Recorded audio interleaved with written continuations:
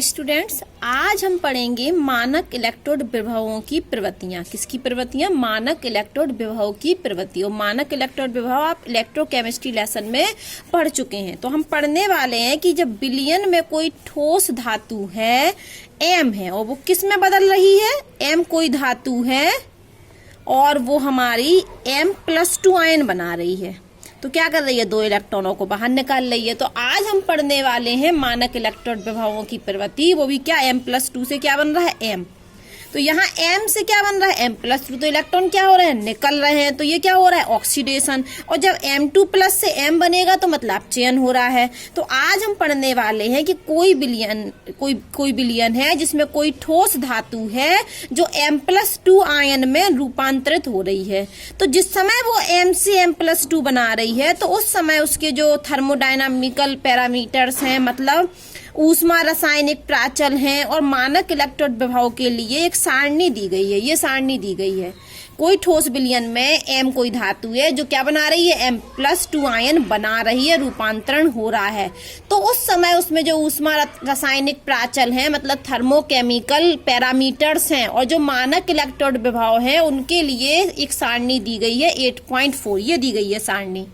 जैसे यहाँ दिया गया है कि टाइटेनियम की कण एंथैल्पी इतनी है 469, ठीक है। फर्स्ट आयनाइजेशन एनर्जी 661 है। सेकंड आयनाइजेशन एनर्जी 1310 है। यहाँ पर हाइड्रेशन एनर्जी माइनस में 1866 है। यहाँ पर जो मानक इलेक्ट्रोड विभव है वो माइनस का 1.63 है। ऐसे हम वेनेडियम का देखें तो इतना है। यहाँ इस तरीके से उन्होंने एक पूरी टेबल दी है। ये हमें कहलाते हैं, ये जो हमारे ऊपर लिखे हैं कि हाइड्रेशन एनर्जी, एंथैल्पी है, आयनाइजेशन एनर्जी है, कण एंथैल्पी है, मानक इलेक्ट्रोड विभव है, ये सब हमारे क्या कहलाते हैं? ऊष्मा रासायनिक प्राचल कहलाते हैं, थर्मोकेमिकल पैरामीटर्स कहलाते हैं। तो यहाँ पर एक धातु M से M+2 आयन में रूपांतरित हो रही है तो उस समय उसके थर्मोकेमिकल पैरामीटर्स और मानक इलेक्ट्रोड विभव के लिए सारणी दी गई है। टाइटेनियम के लिए ये मान इतने प्राप्त हुए, वेनेडियम के लिए ये मान इतने प्राप्त हुए। ऊपर वाला हमने बता दिया ये क्या है? कण एंथैल्पी का मान। ये फर्स्ट आयनाइजेशन एनर्जी है, ये सेकंड आयनाइजेशन एनर्जी है, ये हमारी हाइड्रेशन एनर्जी है, और ये हमारे मानक इलेक्ट्रोड विभव हैं। तो मान दिए हैं। तो आप सबसे पहले तो ये देखिए कि यहाँ पर ये मानक इलेक्ट्रोड विभव वाला कॉलम देखिए, ये वाला मानक इलेक्ट्रोड विभव वाला। तो आप देख रहे हो ये मानक इलेक्ट्रोड विभव टाइटेनियम के लिए माइनस में है, वेनेडियम के लिए भी देखो माइनस में है, क्रोमियम के लिए भी माइनस में है। इस तरीके से आप चल रहे हैं। तो Mn मैग्नीज के लिए भी माइनस में है। देखो सारे मान किस में है? माइनस में।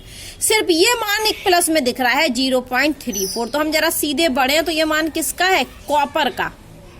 तो इस टेबल से हमें पता चला, इस एक्सपेरिमेंटल किए गए, एक्सपेरिमेंटल करके हमको ये सारणी दी गई। अब हमको ये पढ़ना है कि सारणी में सभी 3D सीरीज है। 3D सीरीज में सभी के मानक इलेक्ट्रोड विभव माइनस में है, सिर्फ इसको छोड़कर, इसको। और ये किसका है? कोबाल्ट का, ठीक है। तो कोबाल्ट का जो मानक इलेक्ट्रोड विभव है वो धनात्मक होता है। इतनी बात समझ में आ गया? किससे आया? टेबल से। वापस सुन लीजिए, हमें कोई धातु है M जो M+2 आयन में परिवर्तित हो रही है तो उस समय उसके हमें थर्मोकेमिकल पैरामीटर्स और मानक इलेक्ट्रोड विभव के लिए एक सारणी 8.4 दी गई है, जिसमें हमें ये थर्मोकेमिकल पैरामीटर्स दिए गए हैं और ये मानक इलेक्ट्रोड विभव दिया गया है। तो हमने देखा जब मानक इलेक्ट्रोड विभव, तो सभी तत्वों के लिए मानक इलेक्ट्रोड विभव ऋणात्मक है।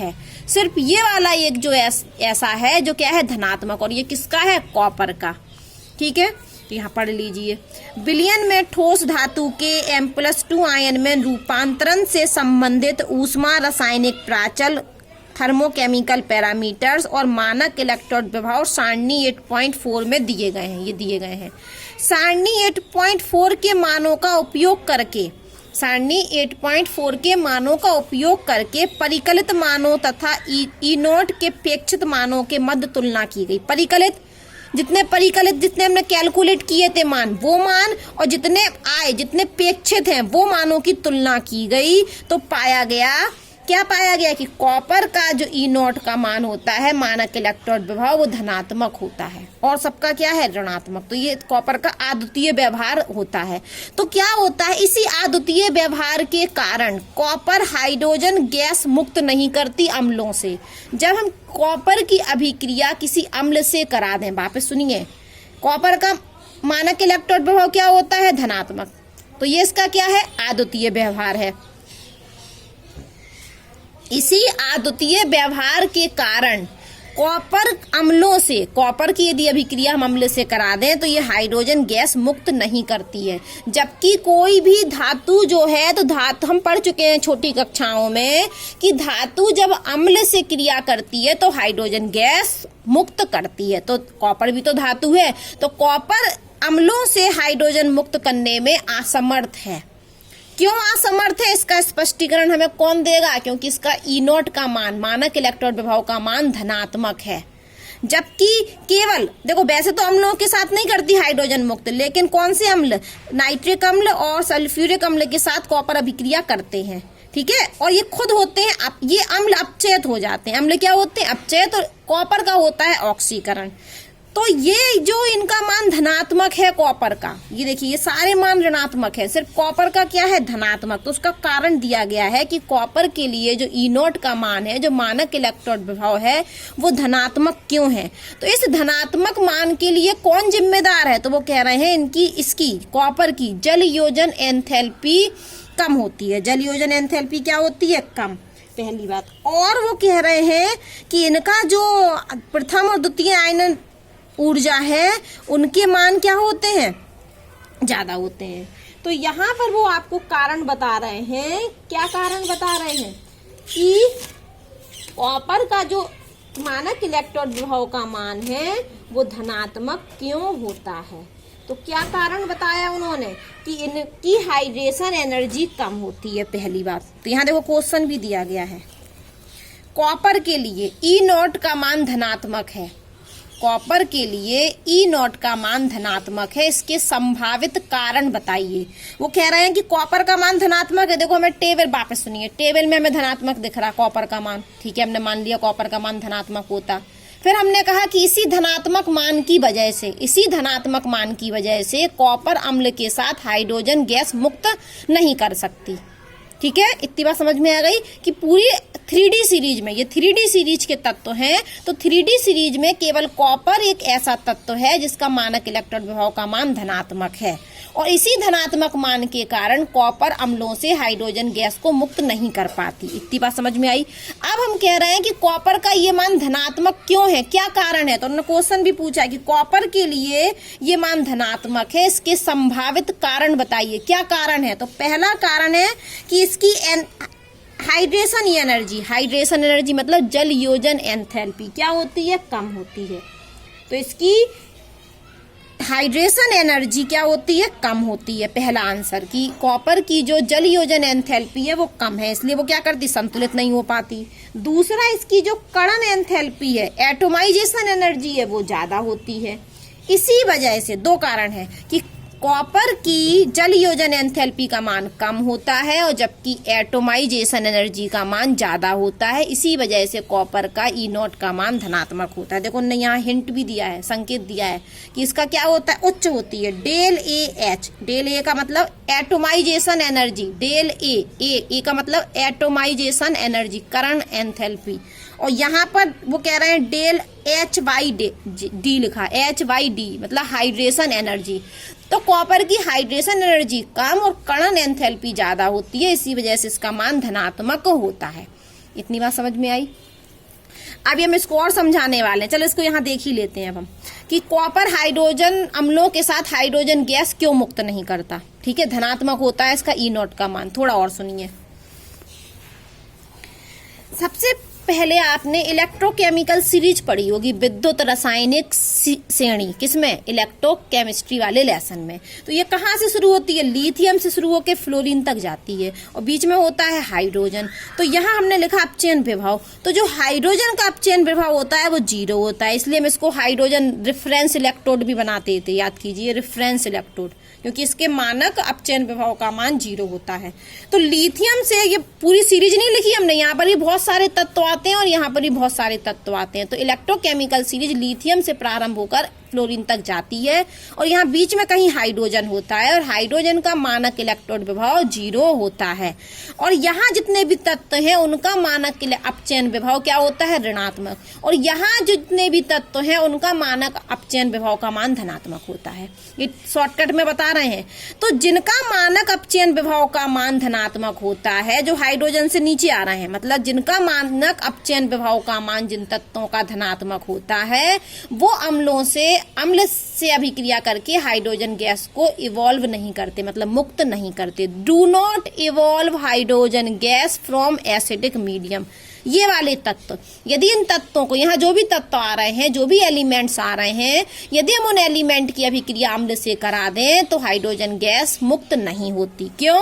क्योंकि उनका मानक अपचयन विभव का मान क्या है, धनात्मक है। जबकि यहाँ जो भी तत्व आ रहे होंगे, यदि हम उनकी अभिक्रिया किसी अम्ल से करा दें तो वो तत्व अम्ल से हाइड्रोजन को, गैस को मुक्त कर देते हैं, क्योंकि उनके लिए मानक अपचयन विभव का मान ऋणात्मक है। इतनी बात समझ में आई। अब होता क्या है, आप जानते हैं कि कोई भी मेटल है, कोई भी धातु है, तो वो अम्ल से अभिक्रिया कराते हैं तो हाइड्रोजन गैस मुक्त होती है। यही तो हमने पढ़ा कि कोई भी धातु है और धातु की अभिक्रिया हम किससे करा दें, अम्ल से, तो क्या मुक्त होता है, हाइड्रोजन गैस मुक्त होती है। ठीक है, यहाँ लिख देते हैं, कोई हमारी धातु है, कोई मेटल है और उसकी अभिक्रिया हमने अम्ल से करा दी तो हाइड्रोजन गैस क्या होती है, मुक्त होती है। तो यहाँ हमने बोला कि कोई धातु है, मेटल है, जिसकी अभिक्रिया हमने किसी अम्ल से करा दी तो क्या मुक्त होती है, हाइड्रोजन गैस। अब बहुत ध्यान से समझना, ये तो हम छोटी क्लास से पढ़ते हुए आ रहे हैं कि धातु अम्लों से अभिक्रिया करके हाइड्रोजन गैस मुक्त करती हैं। तो अम्ल में क्या है, ऐसे अम्ल मान लें हम HCl, तो अम्ल में क्या होता है, H+ आयन, या हम ऐसे माने कि अम्ल में क्या होता है, H+ आयन, और H+ आयन में जो हाइड्रोजन है उसकी ऑक्सीकरण अवस्था कितनी होगी, +1। जैसे हम HCl ले लें तो HCl में हाइड्रोजन की ऑक्सीकरण अवस्था कितनी है, +1, और जबकि हाइड्रोजन गैस में हाइड्रोजन की ऑक्सीकरण अवस्था कितनी है, 0। तो हमने यहाँ लिख भी दिया कि कोई भी अम्ल है तो अम्ल में H+ आयन होता है, अम्ल क्या देते हैं, H+ आयन, और इस H+ आयन में जो हाइड्रोजन की ऑक्सीकरण अवस्था होती है वो +1 होती है, जबकि हाइड्रोजन गैस में H2 में हाइड्रोजन की ऑक्सीकरण अवस्था 0 होती है। अब ये तो हमने याद कर लिया, समझ में आ गया कि अम्ल में हाइड्रोजन की ऑक्सीकरण अवस्था +1 और हाइड्रोजन गैस में हाइड्रोजन की ऑक्सीकरण अवस्था 0 होती है। तो हमने कहा कि कोई मेटल है और मेटल की अभिक्रिया हमने अम्ल से कराई तो हाइड्रोजन गैस बनी। अब हमने मान लिया कि यहाँ अम्ल HCl था तो इसमें हाइड्रोजन की ऑक्सीकरण अवस्था कितनी थी, +1, और अब कितनी हो गई, 0। तो इसका मतलब ये OS में क्या हो गई, कमी हो गई। ये ऑक्सीकरण अवस्था में क्या हो गई, कमी हो गई। किसमें कमी, ऑक्सीकरण अवस्था में। और आप जानते हैं कि जब ऑक्सीकरण अवस्था में कमी होती है तो मतलब रिडक्शन हो गया, अपचयन हो गया। ये बात आप जानते हैं कि ऑक्सीकरण संख्या में वृद्धि ऑक्सीकरण कहलाता है। ऑक्सीकरण संख्या बोले या ऑक्सीकरण अवस्था बोले, तो ऑक्सीकरण अवस्था में वृद्धि ऑक्सीकरण कहलाता है और ऑक्सीकरण अवस्था में कमी अपचयन कहलाता है। तो अपचयन को इंग्लिश में बोलते हैं रिडक्शन। तो यहाँ ऑक्सीकरण अवस्था कितनी थी, +1 थी। अम्ल में हाइड्रोजन की ऑक्सीकरण अवस्था +1 थी और हाइड्रोजन गैस में हाइड्रोजन की ऑक्सीकरण अवस्था 0 है। तो +1 से 0 हो गई तो कम हो गई ना, ऑक्सीकरण अवस्था क्या हो गई, कम हो गई। इसका मतलब इसका अपचयन हो गया। तो अम्ल का क्या हो रहा है, अपचयन। तो धातु क्या करती हैं, अम्ल को अपचयित कर देती हैं। धातु क्या करती हैं, अम्ल को अपचयित करती हैं और हाइड्रोजन गैस बनता है। याद कर लो, धातु अम्ल को अपचयित करके हाइड्रोजन गैस बनाती हैं। देखो हमने यहाँ भी लिख दिया कि यहाँ पर OS में क्या हो रहा, +1 से 0 हो रही, मतलब OS में क्या हो रही, कमी, और OS में कमी का अर्थ होता है अपचयन। तो मेटल हाइड्रोजन को रिड्यूस कर देती हैं। ये जो धातु होती है ये अम्ल में हाइड्रोजन को अपचयित कर रही है, हाइड्रोजन की ऑक्सीकरण अवस्था को +1 से 0 कर रही है। वहां पे सुनिए, ये जो धातु है ये धातु अम्ल में हाइड्रोजन की ऑक्सीकरण अवस्था को +1 से 0 कर रही है, मतलब अपचयित कर रही है, हाइड्रोजन को अपचयित कर रही है। हमने यहाँ लिख दिया कि मेटल हाइड्रोजन को रिड्यूस कर रही है, रिड्यूस मतलब अपचयित कर रही है। अब एक बहुत इंपॉर्टेंट नोट सुनिए, बताया गया कि जिसका अपचयन विभव का मान ज्यादा होता है उसका अपचयन होता है। मान लो हमने 2 तत्व ले लिए, लिथियम और हाइड्रोजन। तो लिथियम का मानक अपचयन विभव कितना है, ऋणात्मक, ये यहाँ के तत्वों का ऋणात्मक है, और हाइड्रोजन का कितना है, 0। तो लिथियम और हाइड्रोजन में लिथियम का मानक अपचयन विभव ऋणात्मक है और हाइड्रोजन का कितना है 0। तो एक नियम है कि जिसका मानक अपचयन विभव का मान ज्यादा होगा, ये रिडक्शन अपचयन विभव को बोलते हैं रिडक्शन पोटेंशियल। तो आरपी कर दिया हमने, आरपी मतलब अपचयन विभव, रिडक्शन पोटेंशियल। तो लिथियम के लिए तो ये मान माइनस में है, जबकि हाइड्रोजन के लिए कितना है 0। तो माइनस की संख्या बढ़ी कि 0 बढ़ा, तो क्या बढ़ा 0 बढ़ा। तो लिथियम और हाइड्रोजन होगा, तो जिस हाइड्रोजन के लिए मानक अपचयन विभव ज्यादा है तो हाइड्रोजन का क्या होगा अपचयन। यहाँ साफ साफ लिखा है कि जिसका अपचयन विभव का मान ज्यादा होगा उसका अपचयन होता है। तो लिथियम और हाइड्रोजन में तो हाइड्रोजन का मानक अपचयन विभव लिथियम से ज्यादा है, इसलिए हाइड्रोजन का अपचयन होगा। अब हमने एक जिंक ले लिया, क्या ले लिया जिंक। अभी अभी हमने टेबल में देखा था जिंक, देखो ये था जिंक, और जिंक और कॉपर ले लिया हमने समझने के लिए, क्योंकि हम लिथियम इसलिए नहीं एग्जाम्पल पढ़ रहा है क्योंकि लिथियम तो क्या है एस ब्लॉक एलिमेंट है, तो लिथियम से नहीं समझते। हमने क्या किया डी ब्लॉक के 2 तत्व ले लिए, कॉपर और जिंक। तो कॉपर के लिए तो ये मान धनात्मक है और जिंक के लिए क्या है ऋणात्मक।